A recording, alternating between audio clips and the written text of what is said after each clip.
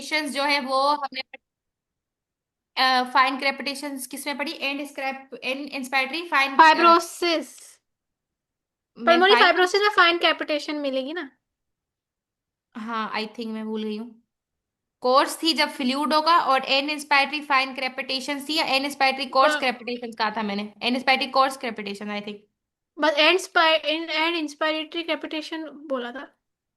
अच्छा। और बाकी फाइन होंगी। पल्मोनरी एडीमा हाँ, में भी एफ कोर्स थी फॉर ना। फाइन हो गया। F for fine, F for pulmonary fibrosis, तो उसमें फाइन होंगी। हम्म। बाकी कोर्स होंगी ब्रोंकिएक्टेसिस, जब भी स्प्यूटम और फ्लूइड आएगा, एडिमा आएगा, तब कोर्स होंगी। हम्म। फ्लूइड बस आएगा फिर। और एडीमा आएगा। हाँ। फ्लूइड आएगा और एडीमा आएगा, ठीक है। 55 ईयर ओल्ड फीमेल जो है presented with the sudden right sided chest pen.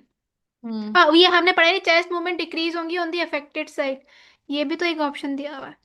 तो कंसोलिडेशन में तो नहीं नहीं। होता ये, मेरे ख्याल से हाँ ये। न्यूमोथोरिक्स में होता है। हाँ, और pleural chest movement decrease on affect है, ये कैरेक्ट बहुत ज्यादा न्यूमोथोरिक्स से ज्यादा तुम्हारा प्लूरल रिफ्यूजन का कैरेक्टरिस्टिक फाइंडिंग है। अच्छा, सही। तो कंसोलिडेशन तो न्यूक्लियर में होती नहीं है, तो ये फिर ब्रैकेट ब्रोंकियल ब्रीथ होगा। 55 year old female presented with sudden right sided chest pain, blood in sputum, shortness of breath after a swollen leg due to long time bedridden. तो पल्मोनी एम्बोलिज्म लग रहा है। Her D dimers are markedly raised and next investigation for diagnosis would be, तो हम उसकी CT angiography कराएंगे। CTP है, सीटी पल्मोनरी एंजियोग्राफी। 47 ईयर ओल्ड जो है प्रेजेंटेड किया with history of breathlessness, he had taken anti tuberculous treatment for 15 years back. On examination there was a coarse crepitation audible all over the chest. The most likely diagnostic test जो हम करेंगे, TB है उसको 15 साल पहले हुआ था, लेकिन अब उसकी हिस्ट्री ब्रेथलेसनेस की आ रही है और उसको कोर्स कैपिटेशन है, तो हम डायग्नोस्टिक टेस्ट क्या करेंगे? अब क्योंकि उसका पहले टीबी हो चुका है, हम्म। तो उसका ट्रीटमेंट हो चुका है, तो हम ये नहीं कह सकते कि उसको रीएक्टिवेशन हो गई है। ठीक है। हाँ, क्योंकि क्योंकि उसका टीबी का कोर्स पूरा हो चुका था ना, उसने अगर टीबी का हाँ। कोर्स नहीं करवाया होता और लेकिन वो इम्यूनो सप्रेसिव हो जाता, तो उस वजह से अगर उसको टीबी आता तो फिर वो रीएक्टिवेशन टीबी होता ना। हाँ, तो अब यहाँ पे इसने लिखा है क्या नाम है, पोस्ट टीबी ब्रोंकेक्टेसिस के लिए चेस्ट सीटी चेस्ट, तो सही बात है, एचआरसीटी करवाते हैं ब्रोंकेक्टेसिस के लिए। ठीक है। ब्रोंकोस्कोपी नहीं कराएंगे, स्प्यूटम कल्चर भी नहीं कराएंगे। कहाँ गया? चलिए। हाँ, ब्रोंकोस्कोपी का जीन कोई एक्स। फायदा नहीं है। स्प्यूटम कल्चर टीबी के लिए होगा। Gene expert for resistance of TB, sweat chloride for cystic fibrosis, इसका तो कोई तुक ही नहीं बनता। बंदा 47 का लगा पड़ा है, थोड़ा जवान इंसान होता है, उसमें आप सिस्टिक फाइब्रोसिस सस्पेक्ट करोगे ना। अच्छा, क्या है आगे? चलो। हाँ हाँ, ये आ गया, पढ़ो। गाने नहीं गाओ, 9:30 बज रहे हैं। तुम पढ़ो ना। कहाँ है, अटक गया। अच्छा, ये peripheral neuropathy is a major side effect of which of the following antitubercular drug? Peripheral neuropathy isoniazid का था। Hmm. Clinical finding which differentiate lung fibrosis from consolidation. Clinical finding consolidation को लंग फाइब्रोसिस से करेंगी। दोनों। Consolidation में हमें चलो, नहीं तुम बताओ। क्या नाम है, दोनों सॉलिड हैं, तो वोकल रेजोनेंस और वेकल फर्मेंटेंस जो है वो बढ़े हुए होंगे, क्योंकि हमने कहा था solid is a good conductor. तो जो 9-9 बोलते हैं, जब पल्मोनरी फाइब्रोस होगी, कंसल्टेशन होगी, तो 9-9 हमें ज्यादा सुनाई देगा, जिसको हम वोकल हाँ, रेजोनेंस गुड कहते हैं। कंडक्टर्स। बल्जिंग तो ऑफ लोकल चेस्ट, रेजोनेंस, ठीक है। तो chest wall, barrel chef chest होता है इम्फाइसीमा में, उसकी बात यहाँ नहीं हो रही। Decrease chest movement pleural effusion में, ब्रोंकियल ब्रीदिंग नमोनिया में। लेकिन क्लिनिकल फाइंडिंग जो आपको बहुत ज्यादा करेगी, पल्मोनरी फाइब्रोसिस क्या करता है, ट्रेकिया को अपनी तरफ शिफ्ट करता है। ठीक है। हम्म। लंग फाइब्रोस हो गया, तो वो ट्रेकिया को फाइब्रोस होकर सिकुड़ जाएगा, तो trachea towards the side of affected lung deviate होगी। ये चीज तुम्हें कभी भी कंसोलिडेशन में नहीं मिलेगी। अच्छा, ये मुझे शिफ्टिंग का समझ नहीं आता, ये जो ट्रैक के ऑपोजिट में जा रहा है और सेम साइड पे जा रहा है, ये चीज मुझे समझ नहीं आती। बस देखो। ये पता है, ये पल्मोनरी न्यूमोथोरिक्स जो टेंशन वाला होगा उसमें अपोजिट में जाएगा, ये हाँ। पता है। और अभी ये बात हुई कि फाइब्रोसिस वाला जो है वो सेम साइड पे उसको खींचेगा, लेकिन अमोनिया नहीं खींचेगा, कंसोलिडेशन नहीं खींचेगा। 67। 48-year-old स्मोकर है, repeated attacks of shortness of breath, wheezing हो रही है 6 साल से, which of the following is best for its diagnosis? Diagnosis के लिए कौन सा अभी बेस्ट क्या होता है 6 साल से टेस्ट उसको के लिए? या तो वो ये पल्मोनी फंक्शन टेस्ट कराएंगे। हाँ ना, या तो अस्थमा का केस है या सीओपीडी का केस है, तुम क्या करोगी? तुम अपना स्पायरोमेट्री उसको करवा के ट्रीट करोगी। अस्थमा के लिए भी इन्वेस्टिगेशन ऑफ चॉइस क्या है? पल्मोनरी फंक्शन पायरोमेट्री है। टेस्ट है। लेकिन अगर अच्छा। अक्यूट अटैक के साथ अस्थमा का पेशेंट आए, ठीक है, हम्म।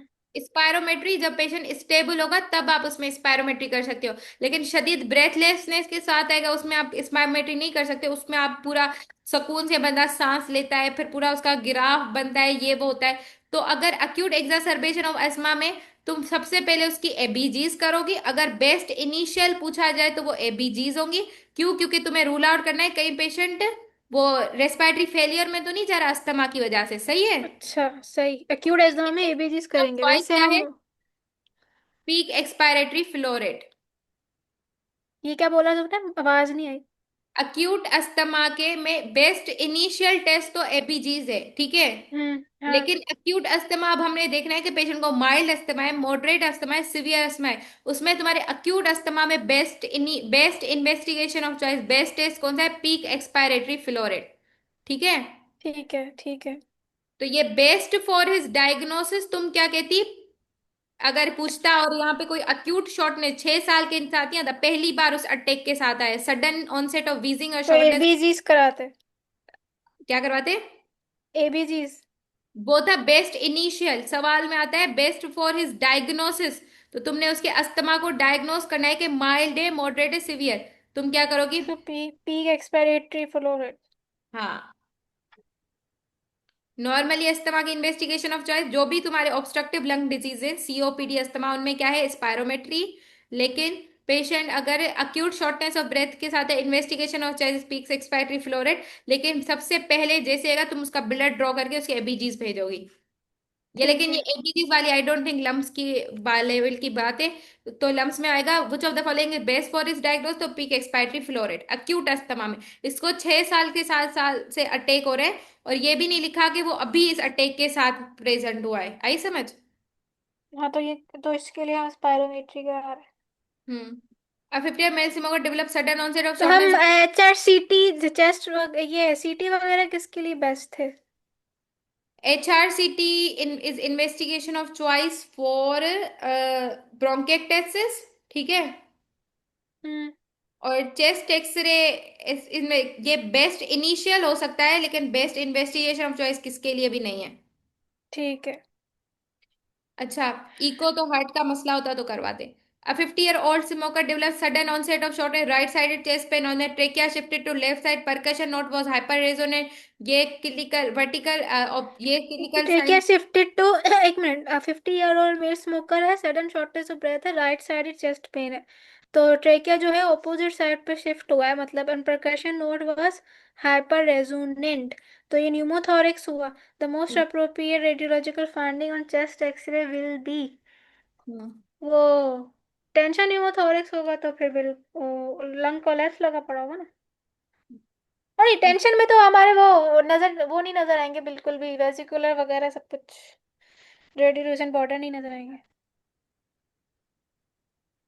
चली हाँ, गई क्या? एक सेकंड, नहीं हूँ। अच्छा, यहाँ पे क्या है? ये निमोथोरिक्स का केस हुआ, स्मोकर है तो इसको कौन सा होगा? टेंशन नहीं होगा, इसको क्या होगा? स्पॉन्टेनियस निमोथोरिक्स। ट्रॉमा की थोड़ी कोई ठीक है। हिस्ट्री है। हाँ।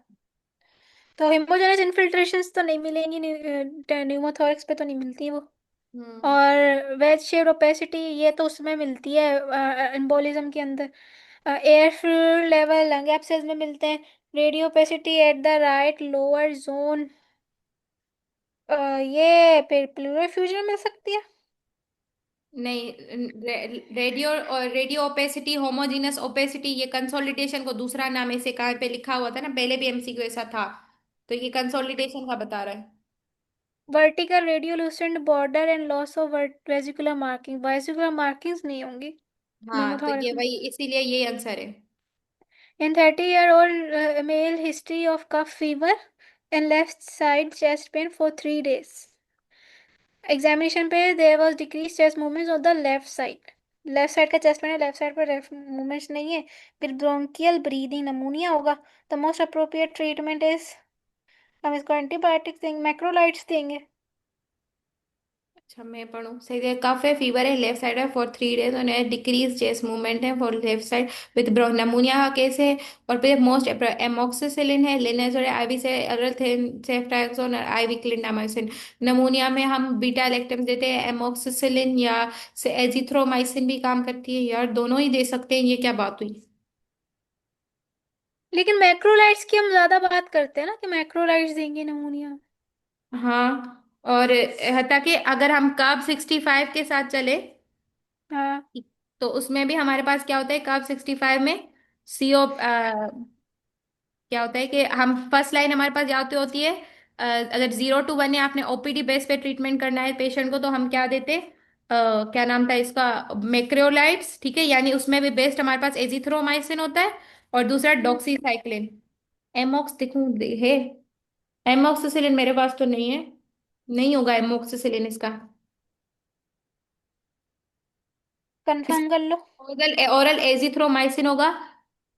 मैंने लिखा भी है, macrolide given in all cases because it covers typical and atypical pneumonia organism both. और macrolide azithromycin long acting macrolide है, इसलिए ये बेस्ट होती है।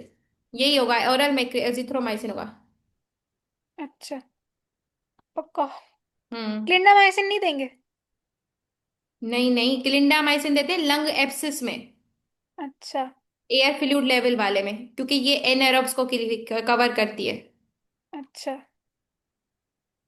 और 25 25। years present OPD with high grade fever, shortness of breath, cough, diagnosis community occurrence, और ये पता है तुम्हें। Streptococcus pneumoniae. हाँ, male present with cough and large amount of green color sputum है। his similar type of recurrence attack he has similar type of recurrence attack for 8 years, his sputum is AFB was negative on several occasions, ठीक है। फिर क्या है, most likely diagnosis is, green colour का sputum आ रहा है for 1 week से, और कफ है मैंने उसको। एपीपीए में पढ़ा है ब्राउन कलर का स्प्यूटम होता है। और इसको 8 साल से मसला है, तो ये क्या पता लार्ज अमाउंट ऑफ गिरा है तो ब्रोंकिएक्टेसिस हो गया और सिस्टिक फाइब्रोसिस की बात हो रही हो। एबीपीए कैसे भाई। ये कंफर्म करो। एबीपीए 24 साल का बंदा है, 65 होगा। 8 साल पहले अटैक हुआ तो हो सकता है। ये similar type of recurrent attacks है, ठीक है, 8 साल आठ से। साल की तो फिर हाँ हो तो, सकता है सिस्टिक फाइब्रोसिस। हाँ और उसमें सूडोमोनास इन्फेक्शन करवाता है और सूडोमोनास का स्प्यूटम ग्रीन कलर का होता है, इसका पक्का सीडोमोनास होगा। तो सिस्टिक सूडोमोनास फाइब्रोसिस है ना इसका। का होता है। और एबीपीए जो है ना, इसका होता है हम्म। ब्राउन फ्लेकी कलर होता है। मैं तुम्हें कंफर्म करके देख के बताती हूँ, नोट्स में मैं पढ़ा था। 9:45 पर लाइट चली जाएगी। तो तुम्हारे पास वो व्हाट्सएप पे कर लेंगे। हाँ, मेरा लैपटॉप बंद हो जाएगा, बता रही हूँ। हम्म।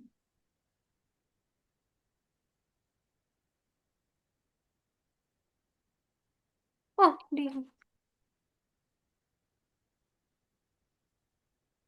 एस्परजिलस का मुझे याद है, ब्राउन कलर का फ्लेकी ब्राउन स्प्यूटम था, ऐसे कुछ था। Prognosis of नमूनिया depends on CURB करब कर्व 60। 65 है ना। हाँ तो यूरिया आई समझ।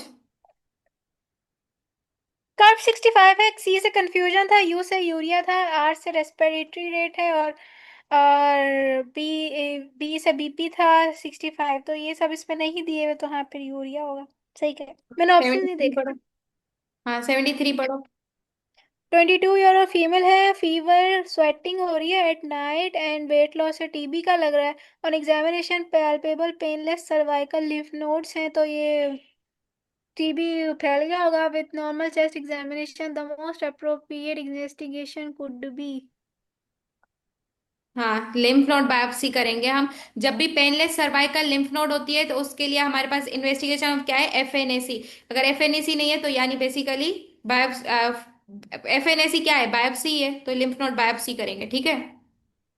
इसने लिम्फोमा क्यों लिखा हुआ है? गलत ये लिखा है। लिम्फोमा है। गलत नहीं, लिम्फोमा नहीं है। लिम्फोमा फीवर और नाइट स्वेट्स हो रहे हैं तो टीबी होगा। हाँ, टीबी का ज्यादा कैरेक्टरिस्टिक है। 25-year-old male है present किया with high grade fever, chest pain and cough with rusty sputum for last 3 days. On examination, he is having temperature high and chest examination shows bronchial breathing and over light lower low. What complication can this patient can present? तो ये जो है इसको pneumonia तो है obviously, और TB वो भी हो सकता है, कॉम्प्लिकेशन क्या ठीक हो है। सकती है? अब इसको स्ट्रोक, इसके कम्युनिटी अक्वायर्ड नमूनिया लग रहा है, ठीक है। अब उसमें हम्म। सीओपीडी नहीं हो सकता, उसको सीओपीडी क्रॉनिक अलग चीज है, नमूनिया की ये कॉम्प्लिकेशन नहीं है। टीबी नमूनिया की कॉम्प्लिकेशन नहीं है। ब्रोंकाइटिस, क्रॉनिक ब्रोंकाइटिस सीओपीडी की टाइप है, ये इसकी कॉम्प्लिकेशन नहीं है। लंग फाइब्रोसिस हो सकती है, लेकिन इस बहुत सालों बाद होगी, उसको कहते हैं क्रिप्टोजेनिक ऑर्गेनाइजिंग नमूनिया। तो बेस्ट तो यही है कि लंग एब्सिस फॉर्मेशन हो सकती है, लेकिन इम्पायमा हो सकता है, एब्सिस तो नहीं होता। हम्म, इसमें मेरे पास ना लिखी हुई है कंसोलिडेशन की कॉम्प्लिकेशंस। अच्छा, अगला पढ़ो। In the management of emphysema, the most common factor along with drug treatment is management of emphysema. Hmm. Oxygen देंगे। अलोंग नहीं, तुम एम्फाइसीमा वाले को क्या करोगी?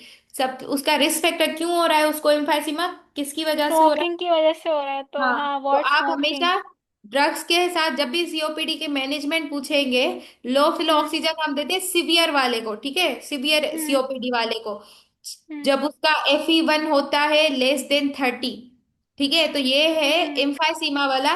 तो इसमें तुमने क्या करना है, स्मोकिंग अवॉइड करवानी है पेशेंट को, उसके लिए आप उसको निकोटीन पेचेस दे सकते हो, ड्रग्स दे सकते हो कि वो स्मोकिंग एडिक्शन छोड़े, और साथ में उसको आप क्या दोगे, ड्रग्स दोगे। ये लामा देते हैं, यानी इप्राट्रोपियम, ट्रायोट्रोपियम, ये। आगे पढ़ो। शॉर्ट एक्टिंग लामा क्या थी? ट्रायोट्रोपियम। इप्राट्रोपियम शॉर्ट एक्टिंग है और ट्रायोटोपियम लॉन्ग एक्टिंग लामा है। ठीक है। In a young man, in a young man history, short history of cough है, फीवर है, लेफ्ट साइड चेस्ट पेन है, एग्जामिनेशन में डिक्रीज चेस्ट मूवमेंट्स है on the left side with bronchial breathing, pneumonia है, the most likely diagnosis is pneumonia ही है। Hmm. Right side 40 year decrease chest movement, left side bronchial breathing, बस आ गया। हाँ, for 27। 40 year old 40 year old male present करता है with cough, low grade fever and shortness of breath for last 2 or 3 months. On examination, he is vitally stable with lean build having 33 kgs. His X-ray shows cavity in the right upper zone. The most likely diagnosis is cavity है तो TB नहीं होगा? हाँ, TB होगा। और क्या है, मैं देखूं। Low grade fever, shortness of breath काफी महीनों से, वाइट विथ लीन बिल्ट है, वेट वेट लॉस भी हो गया है, ठीक है, 40 ईयर के एज का, 33 के एज है। अपर जोन में जब भी होगी कैविटी, तो ये हाँ टीबी है। अच्छा, इसका यही होगा लंग एब्सिस वाले का। नमूनिया की कॉम्प्लिकेशंस क्या है? नमूनिया की सारी वो कॉम्प्लिकेशंस हो तो जो सडन सडन हो सकती हैं। तुम्हारे लंग में पल्मोनरी इफ्यूजन भी करवा सकता है, लंग एब्सिस भी करवा सकता है, प्लूरल इफ्यूजन में पस भी भर सकती है, तो एम्पायमा भी करवा सकता है, ठीक है।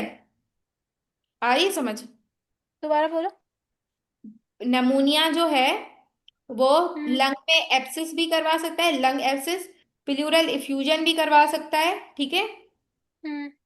क्योंकि नमूनिया अगर तुम्हारा प्लूरा के करीब कंसोलिडेशन होगी, तो वो प्लूरा को इरिटेट करके एक्सुडेटिव प्लूरल इफ्यूजन करवाएगा। और वो प्लूरल इफ्यूजन के अंदर आपका एम्पायमा भी हो सकता है, यानी पस भी जमा हो सकती है। फिर उसी तरह अगर स्पेसिफिकली नीमोथोरेक्स सिर्फ कौन सा करवाएगा, स्टेफ ओरियस करवाएगा, ठीक है। हम्म। हम्म। उसी हम्म। तरह मेरे पास तो लिखा है अलोंग कि विद इन्फ्लुएंजा वायरस। हाँ, ठीक है, उसके अलावा ARDS भी करवाएगा, ठीक है। उसी तरह तुम्हारे लंग से निकल के बॉडी के किसी भी पार्ट में चला जाए, तो पेरिकार्डाइटिस, मायोकार्डाइटिस, ब्रेन में मेनिंजाइटिस, सब कुछ करवा सकते हैं, ठीक है, क्योंकि बैक्टीरिया है ना। हम्म। तो बस इस वजह ठीक है। से लंग फाइब्रोस ये है, लेकिन मेरे वाली बुक में लंग फाइब्रोसिस भी लिखा हुआ है कि ये भी करवाता है। तो अब पर चलो, इसकी बेस पे भी चलते हैं, लंग एब्सिस बेहतर आंसर है। ठीक है। और अच्छा, एक मिनट आयशा, और यहाँ पे है कि पेशेंट को अभी सिम्टम्स के साथ है तो लंग फाइब्रोसिस कई सालों में करवाएगा, ठीक है। अभी हाँ करंट जल्द से जल्द उसको लंग एब्सेस हो सकता है, तो बेस्ट लंग एब्सेस है। ठीक है। अच्छा ये हो गया होगा, अब 78 पढ़ो। The most important clinical finding in case of bronchial asthma is हाँ बताओ।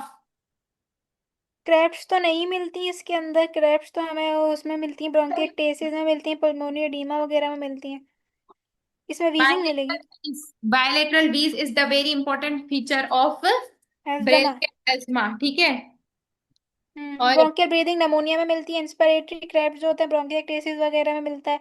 इंक्रीज्ड वीएफ एंड वीआर जो हमारा मिलता है वो हमें उसमें मिलता है, वो नमोनिया में मिलता है या फिर फाइब्रोसिस वगैरह में मिलेगा, किसी हाँ। कंसोलिडेशन की वजह से।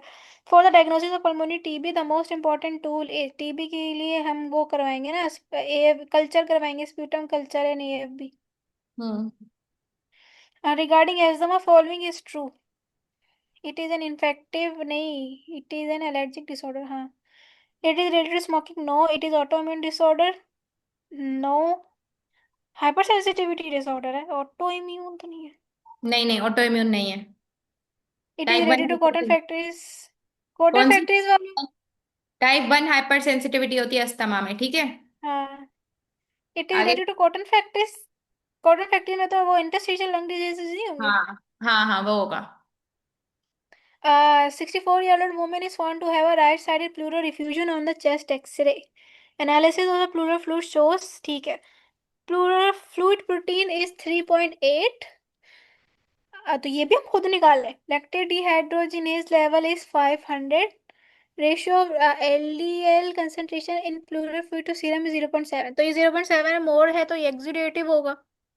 हाँ फ्लूइड प्रोटीन बहुत बढ़ी हुई, लेकिन अब हमें इसको रेशियो निकालना पड़ेगा, तो वो नॉर्मल होती है आई थिंक 1:2। तो ये उससे 3.8 फ्लूइड प्रोटीन है, ठीक है। प्लूरल फ्लूइड की प्रोटीन 3.8 गिवन है, और नॉर्मल हमारे सीरम की होती है 1:2, ठीक है। ठीक है। तो 3.8 यानी 4 हो गया ये तकरीबन, और इसको अगर हम 1 कंसीडर करें तो तकरीबन तुम्हारा इसमें answer, sorry, three two. Point four ही है। इसको 3.8 है ना, तो इसको तुम 4 कंसीडर कर लो, और एवरेज हमारी इसकी 2 कर दो, तो इसका आंसर कितना आएगा? 2 आएगा। 7, हाँ 1.7। हाँ ठीक है, तो वो 0.5 से बढ़ा हुआ है। अच्छा अच्छा, तो मैं 4 कर दी, ठीक है ठीक है, 0.5 से बढ़ा हुआ है, हाँ सही है, तो एक्सुडेटिव ही है, एलडीएल दिया तो हुआ है, तो प्रोटीन देखने की क्या जरूरत हाँ है। जीरो वैसे ही पॉइंट अगर ना दे सिक्स तो, हाँ ठीक है। ठीक है। उसी तरह ratio of LDH content pleural fluid 0. तो अगेन ये भी 0. एलडीएच 0.6 है, प्रोटीन 0.5 है ना। हाँ। ठीक है, तो ये 0. तो अगेन एक्सुडेटिव। और तीसरा ये जो है ना, भले वैल्यू याद नहीं रखो, 133 से अगर ज्यादा होगा एलडीएच तो वो एक्सुडेटिव होगा, ठीक है। 250 नहीं था। नहीं, 133 से ज्यादा तो एग्जुडेटिव, और 450 ऑफ कोर्स एग्जुडेटिव में आएगा। लेकिन ये लाइट्स क्राइटेरिया में फॉल नहीं करती है बात, ठीक है। अगर ये लिखा हो कि लाइट्स क्राइटेरिया की बेस पे क्या है, वो सिर्फ 3 चीजें हैं जो तुम्हें पहले बताई थी। एलडीएच की value with comparison with pleura की विथ प्रोटीन फ्लूइड वाली, सॉरी सीरम के साथ 0.6, और प्रोटीन वाली थी 0.5, और फिर इन दोनों का रेशो था मोर देन 2/3 वाला, याद है ना। हाँ। ठीक है, तो अब यहाँ पे क्या है कि पेशेंट को कौन सी है, एग्ज्यूडेटिव है। एक्सुडेटिव। तो ये नहीं होगा। ये क्यों नहीं होगा? रुको भाई, सवाल क्या? सिरोसिस भी नहीं होगा, कंजेस्टिव हार्ट फेलियर भी नहीं होगा। हम्म। लेकिन पल्मोनरी पल्मोनरी, इन्फेक्शन, टीबी और मलिग्नेंट इफ्यूजन का कैसा है। टीबी में क्या पता बायलेटरल हो, मेलिग्नेंट इफ्यूजन एक साइड पे होती है, इसको सिर्फ वन साइड की है, ठीक है। हाँ। तो मतलब कोई एक जगह पे मसला है। टीबी दो, जब टीबी का प्लूरा होगा तो वो शायद दोनों में होगा, क्योंकि मिलियरी टीबी की ये कॉम्प्लिकेशन है। टीबी होगा तो दोनों में हो सकता है ना, दोनों में होगा, क्योंकि टीबी तो जब प्लूरा को इन्वॉल्व करेगी तो मिलियरी टीबी होगा ना, यानी डिसेमिनेटेड टीबी है। अच्छा। और पल्मोनरी इन्फाक्शन में तुम्हारे पास होता आरबीसीज बढ़े हुए हैं, ब्लड हेमरेज भी आरबीसीज होगा बड़े ना। में। हेमरेजिक के फीचर्स होंगे ना उसमें। मैंने बताया था ना, तो होता एग्जुडेटिव में लाई करता है, लेकिन वो हेमरेजिक होता है, मतलब रेड कलर का फ्लूइड आएगा उसमें। आरबीसीज का मेंशन नहीं है यहाँ पे कि आरबीसीज बढ़े हुए हैं। हम्म। तो इस बेसिस पे हम ये ऑड वन आउट करके ये आंसर लगाएंगे। अच्छा, चलो। एथेरिक ऑफ फिर अब इसका फिर से इसने एमोक्सिसिलिन किया है, लेकिन मुझे तो लगता है 30 और ईयर होगा, लेकिन 30-year-old मेल का फीवर, लेफ्ट साइड चेस्ट में एग्जामिन, चेस्ट मूवमेंट डिक्रीज है, और bronchial breathing नमूनिया, the most appropriate treatment. कहाँ गई? हाँ, ये एमोक्सिसिलिन है। मैं कह रही थी इसका ओरल एजिथ्रोमाइसिन, लेकिन इसका मैं कंफर्म करके बताऊंगी। प्रीवियस की में भी एमोक्सिसिलिन ही लगा पड़ा है, हत्ता कि एमोक्सिलिन की तो इतनी रेजिस्टेंस आ गई है। चलो खैर, 83 टीबी है तुम्हारा। 1 minute 1 minute. 83 middle age person है, वे होमोप्टाइसिस हुआ हुआ, कफ हुआ हुआ, इन्वेस्टिगेशन में चेस्ट एक्सरे शॉर्ट कैविटी, ठीक है, तो टीबी होगा। तो the investigation of chest sputum smear करवाएंगे। ठीक हम्म। है। 70 ईयर ओल्ड फीमेल है, ऑफ 2 days में उसकी, ये तो वो केस है पल्मोनी एम्बोलिज्म का लग रहा है। Hip hmm. रिप्लेसमेंट सर्जरी हुई, वी डेवलप सिवियर डिस्नी हाँ, on examination. She is tachypnoeic with respiratory rate बढ़ा हुआ है, बीपी इसका पल्मोनरी शॉर्ट हुआ पड़ा एम्बोलिज्म है, में क्या एक्स। होता है? चेस्ट एक्सरे नॉर्मल होता है, क्योंकि वो चेस्ट एक्सरे हमें लंग की हालत बताता है ना। पल्मोनरी हाँ। एम्बोलिज्म तो ब्लड वेसल में है, तो चेस्ट एक्सरे इसमें नॉर्मल होता है। ठीक है, अब आगे पढ़ो।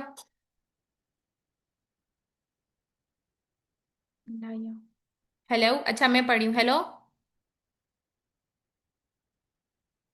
आई थिंक लाइट अली भाई।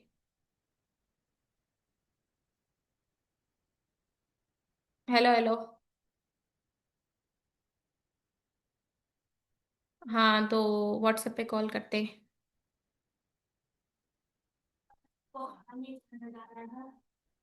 हम डिनर टेबल पे खजीमा बना रहा था। अन्य शाइला ही रहे तो ऐसे में खाना खाना जाना तो एंड मीटिंग कैसे करते हैं भाई? तो कॉल तो नहीं करे पर डिस्कस करें मुझे पेपर। माँ भी तो डिस्कस कर रही हैं।